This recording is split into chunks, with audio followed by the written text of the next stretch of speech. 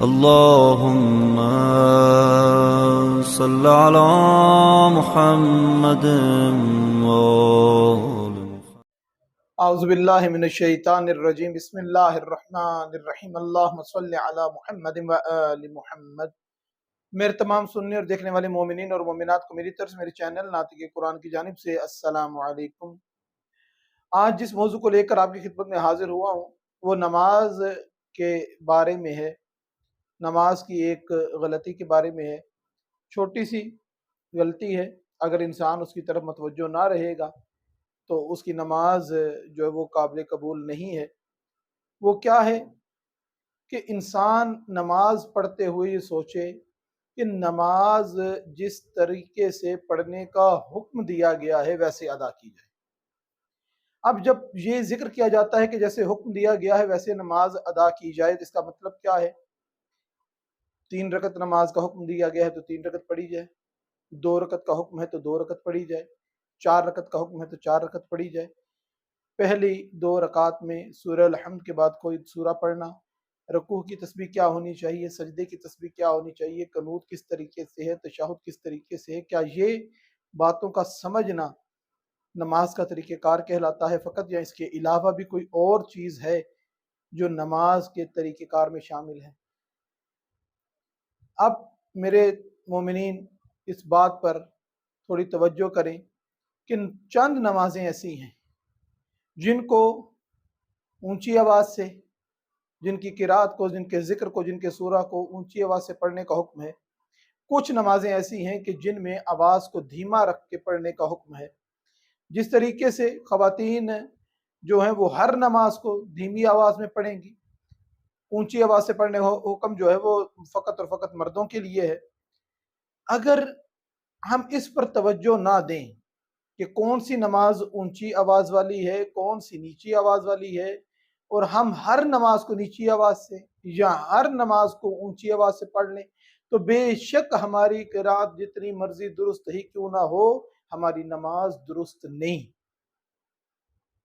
اب یہ الگ مسئلے ہیں کہ نماز میں مکروہ ہے، نماز باطل ہو جاتی ہے. مثال کے طور پہ انگلیوں کا بند رکھنا، شریعت نے حکم دیا ہے کہ اپنے سائیڈ پہ ہاتھ نہ رکھو، اپنی ران کے اوپر سامنے ہاتھ رکھو. انگلیاں ملی ہوئی ہوں تو جب حکم آیا ملی ہوئی ہوں تو ملی ہوئی ہوں. سامنے ہاتھ رکھنے کا حکم آیا ہے تو سامنے ہاتھ رکھے جائیں، دائیں بائیں ہاتھ رکھ کے نماز نہ پڑھی جائے. ہر ایک چیز کی علت آل محمد علیہ السلام نے فرمائی کہ کیوں ہے، کس طریقے سے.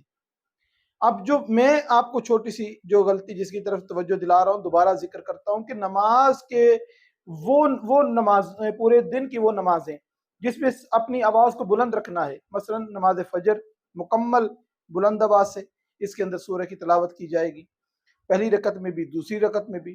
ظہر اور عصر کی نماز میں چاروں رکعت میں جو تلاوت ہے سورہ مبارکہ کی اس کو دھیمی آواز میں کیا جائے گا، ظہر اور عصر دونوں میں. اور مغرب کی پہلی 2 رکعت بلند آواز سے، آخری 1 رکعت دھیمی آواز میں، اور جو آپ کی عشاء کی نماز ہے وہ پہلی 2 رکعت اونچی آواز میں قرات ہوگی اور 2 رکعت جو آخر والی ہیں وہ دھیمی آواز میں ہوگی. اب ہم گھر میں نماز پڑھ رہے ہیں اور دھیمی آواز میں پڑھ رہے ہیں، مغرب کی نماز ہے، عشاء کی نماز ہے، فجر کی نماز ہے، دھیمی آواز میں پڑھ رہے ہیں تو ہماری نماز قابل قبول نہیں. آواز بلند کرنے کا جہاں پہ حکم ہے وہاں پہ بلند کرنی چاہیے، وہاں پہ بلند طریقے سے پڑھنی چاہیے. اگر بچوں کو اگر کہا جائے، کوئی لڑکا ہے گھر میں کھڑا ہے، کہا بیٹا اونچی آواز سے نماز پڑھو تو وہ نہیں پڑھتا، نہیں جی ہم پڑھیں گے لیکن نیچی آواز میں پڑھیں گے. کیوں؟ کیونکہ نماز میں غلطیاں ہیں، قرات درست نہیں ہے، سجدے کی تسبیح، رکوع کی تسبیح درست نہیں آتی. اس لیے اپنی غلطیوں کو درست کیا جائے اور اپنی قرات کو درست کیا جائے تو پھر انسان پرواہ نہیں کرتا کہ کوئی بھی سن رہا ہے، کوئی بھی بیٹھا ہوا ہے، جو حکم شریعت ہے مجھے اس کے مطابق نماز ادا کرنی ہے. تمام افعال کو بہترین طریقے سے ادا کرنا. جناب سرور کائنات حضرت محمد مصطفیٰ صلی اللہ علیہ وسلم کا ارشاد گرامی ہے کہ تم نماز میں چوری مت کرو. تو کسی نے پوچھا یا رسول اللہ نماز میں چوری کیسے ہو سکتی ہے؟ نماز میں کون سی ایسی چیز ہے جو انسان چرا سکتا ہے؟ تو جناب سرور کائنات حضرت محمد مصطفیٰ صلی اللہ علیہ وسلم نے ارشاد فرمایا کہ رکوع اور سجود صحیح طریقے سے کامل طریقے سے ادا نہ کرنا یہ نماز کی چوری ہے۔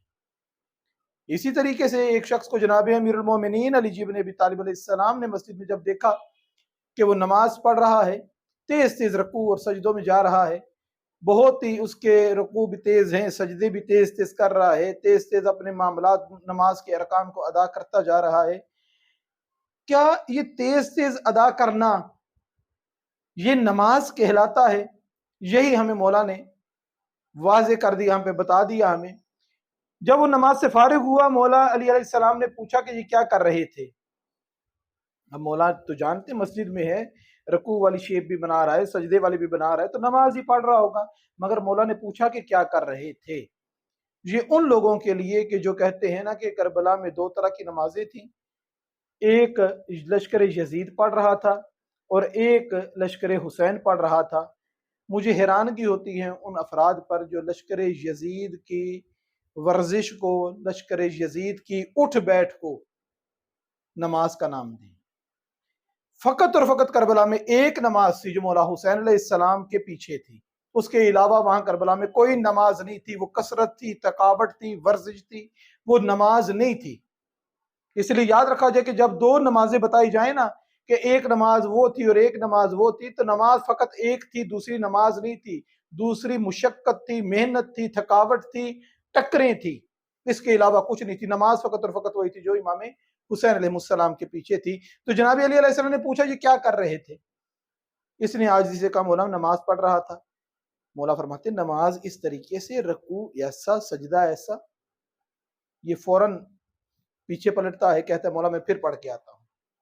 بہترین طریقے سے نماز ادا کی، پوری صورت کو بہترین طریقے سے، بہترین ادائیگی سے قرات کی، رکوع مکمل کیے، سجدے مکمل کیے، بہترین طریقے سے جب نماز مکمل کر کے جناب امیر کی خدمت میں آیا اور عرض کرتا ہے مولا اب نماز ٹھیک ہے؟ تو جناب امیر فرماتے ہیں اس سے تو بہتر پہلے والی نماز تھی۔ وہ بڑا حیران ہوا، مولا آپ نے تو پہلی نماز پہ اعتراض کیا کہ وہ کیا نماز ہے، کیا کر رہے ہو، یہ رکوع ہے، یہ سجدہ ہے، آپ کا تو اعتراض تھا، مگر اب میں اتنے اہتمام سے پڑھ کر آیا ہوں تو اب آپ فرماتے ہیں کہ اس سے تو بہتر پہلے والی تھی۔ مولا اس کی وجہ کیا ہے؟ جناب امیر فرماتے ہیں وہ بے شک تیز تھی، خامیوں والی تھی، مگر وہ تو نے خدا کے لیے پڑھی تھی، جو تو نے بہترین طریقے سے تو نے علی کے لیے۔ نماز کی ادائیگی کو اس طریقے سے انجام دینا جس طریقے سے شریعت نے حکم دیا ہے۔ آواز بلند رکھنی ہے تو بلند رکھنی ہے، آواز دھیمی رکھنی ہے تو دھیمی رکھنی ہے، ہاتھ جو ہیں سامنے رکھنے ہیں، انگلیاں ملی بھی رکھنی ہیں تو ملی بھی رکھنی ہے۔ ان چھوٹی چھوٹی چیزوں کو اگر اگنور کر دیں گے تو نماز کی قبولیت میں شک پیدا ہو جائے گا۔ پروردگار سے دعا ہے کہ پروردگار ہم کو صحیح معنوں میں سیرت محمد اور آل محمد علیہ السلام پر عمل کرتے ہوئے اپنی زندگیاں گزارنے کی توفیق عطا فرمائے۔ وما علینا الا البلاغ المبین۔